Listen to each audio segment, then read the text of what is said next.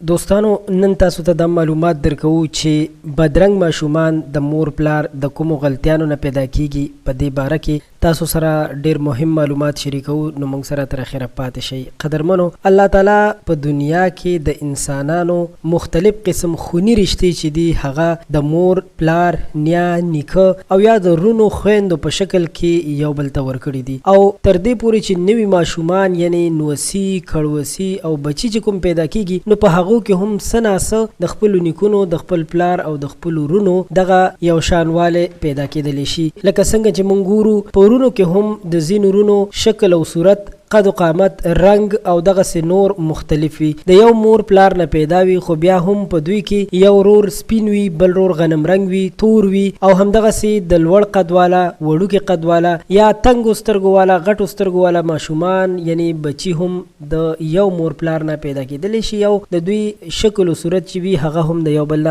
مختلف وي. د ماشومانو مختلفواله خو تر دې حد وي چې ځینې وخت په خپل کور کې چې کوم وي یو ماشوم دومره ښکلی وي چې مور پلار هم بیا هغه ماشوم ته ډیره مینه ورکوي چې هغه په خپل زړه کې بیا ځان دومره لوی حسابوي چې په نورو رونو خويندو باندې ځان لوړ حسابوي او چې بیا کله د عمر زیات شي نو د دې چې کوم ناز نخري مور پلار چتوي نو هغه ناز نخري کده ته نه ملاويږي نو د دې لپاره په آینده کې ډیر لوی نقصانات پیښیدل شي. نو دا هم یو خبره ده چې مور پلار ته پکار دي چې ټول بچو ته په یو نظر باندې وګوري. قدرمن، اوس راځو هغه خبره ته چې د باره کې دا خبره مشهوره ده چې د هیز یا د حمل په دوران کې یو مور پلار چې د هغوی په خپل منځ کې کوروالی وکړي د هغه نطفې نه کوم ماشوم پیدا شي نو هغه ماشوم بیا تور وي یا بدرنګ وي یا ډیسیبل چې ورته کوم موږ وایو هغه سی وي. نو د دې خبرې څه خاص حقیقت نشته، نه د میډیکل ساينس نه ثابته ده، بلکې دا هر څه د الله تعالی ورکړه ده. چاته لورګانې ورکوي، چاته زامن ورکوي، چاته معذوره بچي ورکوي، چاته تور، چاته سپین، چاته غنم رنگ. دا هر څه د الله تعالی نظام دی او د الله تعالی ورکړه ده. نو په دې کې د الله تعالی په هر حال باندې شکر ایستل پکار دي. امید لرم چې ویډیو او معلومات بس تاسو خوښ شوي وي. که معلومات مو خوښ شوي وي ویډیو لایک کړئ. په آینده کې تاسو که هر